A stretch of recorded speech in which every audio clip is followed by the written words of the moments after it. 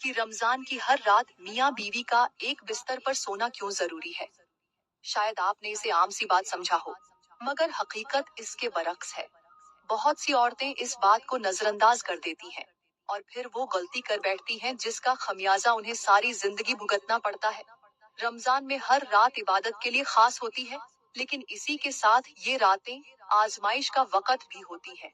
अगर आपने लापरवाही की, अगर आपने अपने शौहर के जज्बात को नजरअंदाज किया, अगर आपने ये न जाना कि शैतान कैद होने के बावजूद आपके रिश्ते में दरार डाल सकता है, तो याद रखें, ये लापरवाही आपकी जिंदगी बदल सकती है। बहुत सी औरतें सोचती हैं कि रमजान में मियाँ बीवी के एक बिस्तर पर सोने की क्या अहमियत हो सकती है, मगर क्या आप जानती हैं कि यही एक आदत आपके घर की बरकत, आपकी मोहब्बत और आपकी इज्जत की हिफाजत कर सकती है।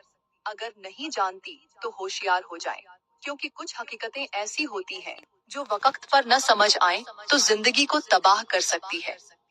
कहीं ऐसा न हो कि आपको बाद में पछताना पड़े। बस आप मेरे साथ जुड़ी रहें।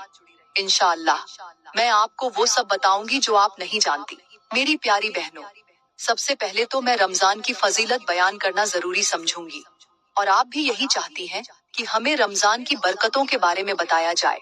तो इसीलिए सबसे पहले मैं आपको रमजान की बरकतों, अजमतों और रिफतों के बारे में बताऊंगी। उसके बाद अपने सबकत की तरफ जाऊंगी।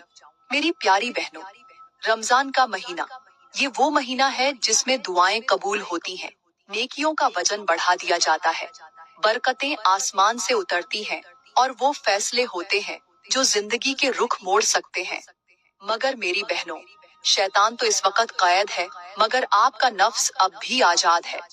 वो आपको इस बयान को मुकम्मल सुनने से रोकेगा, आपको बहलाएगा, आपको दुनिया की मसरूफियात में उलझाएगा, मगर आपने अपने नफ्स को शिकस्त देनी है और इस बयान को आखिर तक सुनना है, क्योंकि जो हकीकत मैं आपको बताने वाली हूँ वो शायद आपने कभी न सुनी हो। अल्लाह का फरमान है, रमजान वो महीना है जिसमें कुरान नाजिल किया गया, जो लोगों के लिए हिदायत है और हक और बातिल में फर्क करने वाली दलीलें हैं।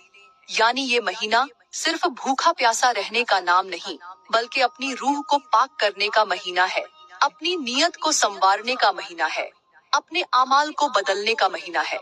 मेरे नबी ने फरमाया, जब रमजान आता है तो जन्नत के दरवाजे खोल दिए जाते हैं, जहन्नम के दरवाजे बंद कर दिए जाते हैं और शैतान को कैद कर दिया जाता है। मगर मेरी बहनों, अगर शैतान कैद भी हो जाए, मगर हम खुद अपनी बुराइयों को न छोड़ें, अपनी ख्वाहिशात को कंट्रोल न करें, अपनी जिंदगी को सुधारने की कोशिश न करें, तो फिर रमजान का क्या फायदा। हजरत अली ने फरमाया, रमजान सब्र का महीना है और सब्र का बदला जन्नत है। मगर क्या हमने इस सब्र की हकीकत को समझा है। सब्र सिर्फ खाने पीने से रुक जाने का नाम नहीं, बल्कि अपनी नजरों की हिफाजत करना, अपनी जुबान की हिफाजत करना, अपने शौहर के हुकूकों को पूरा करना और अपने नफ्स को हर बुरी बात से रोकना ही असल सब्र है। रमजान में नेकियों की कीमत हजारों गुना बढ़ जाती है, मगर अफसोस, बहुत सी औरतें इसे महज एक रस्म समझकर गुजार देती हैं। रोजा रखती हैं, मगर उनके दिल में वो तब्दीली नहीं आती जो आनी चाहिए। क्या आपने कभी सोचा कि अगर यही रमजान आपकी जिंदगी का आखिरी रमजान हो, तो क्या आप इसे ऐसे ही गुजारेंगी? नहीं। तो फिर अभी से जाग जाएं, क्योंकि जो वक्त गुजर जाए वो वापस नहीं आता। वक्त का सबसे बड़ा धोखा यही है कि ये हमें गुजरने के बाद ही समझ आता है। मैं आपको एक हकीकत से आगाह करना चाहती हूँ। अगर किसी के घर में खजाना दफन हो और उसे उसके बारे में बता दिया जाए, मगर वो सुस्ती में उसे निकालने की जहमत न करे, तो क्या वो उस खजाने का फायदा उठा सकेगा? नहीं। और रमजान का हाल भी कुछ ऐसा ही है। ये एक खजाना है, मगर जो इसे जाया कर देता है वो इससे कुछ हासिल नहीं कर सकता। एक मर्तबा एक अल्लाह वाले बुजुर्ग का गुजर एक वीरान बस्ती से हुआ। हर तरफ वीरानी, सन्नाटा और बिखरी हुई हड्डियां पड़ी थीं। दरो दीवार गिर चुके थे। ऐसा लगता था जैसे यहाँ कभी जिंदगी मौजूद ही न थी। वो बुजुर्ग वहाँ खड़े हुए और आंखें बंद करके गौर किया, जैसे कुछ महसूस कर रहे हों। अचानक उनकी आंखों से आंसू बहने लगे। वो जमीन पर बैठ गए और झारों कतार रोने लगे। करीब से गुजरते एक शख्स ने ये मंजर देखा तो हैरान होकर पूछा, हजरत, ये तो एक वीरान जगह है, यहाँ किस बात ने आपको इस कदर रुला दिया? वो बुजुर्ग कांपती आवाज में बोले, ये बस्ती पहले आबाद थी, यहाँ खुशहाली थी, यहाँ लोग बसते थे, हंसते थे, खाते पीते थे, मगर फिर उन पर अल्लाह का अजाब आया और सब कुछ खत्म हो गया।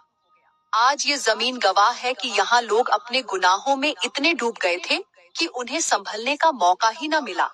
वो शख्स कांप उठा और बोला, हजरत, ऐसा क्या हुआ था कि अल्लाह का अजाब उन पर आ गया?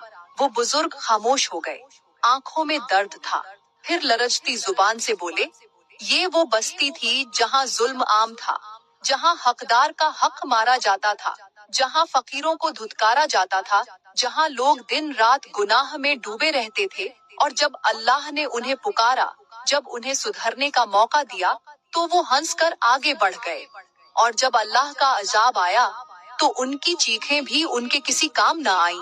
वो शख्स खौफ से कांपने लगा, मगर बुजुर्ग की बात अभी खत्म नहीं हुई थी। वो कहने लगे, लोग समझते हैं कि अजाब सिर्फ बिजलियां गिरा कर आता है, झलझलों से आता है, सैलाब से आता है, मगर नहीं, अजाब ये भी होता है कि तुम्हारे दिल पत्थर के हो जाएं, तुम्हें नेकी की तौफीक न मिले, तुम तौबा के लिए वक्त तलाश करते रहो और मौत तुम्हें मोहलत ही न दे। ये कहकर वो बुजुर्ग रोने लगे और बोले, बदनसीब वो नहीं जिसके पास माल न हो, बदनसीब वो है जिसे जिंदगी भर गुनाहों में डुबो रखा जाए और तौबा की तौफीक न मिले। अल्लाह का फरमान है, जब हम किसी कौम को हलाक करने का इरादा करते हैं, तो उनके बड़े लोग जमीन में फसाद करते हैं,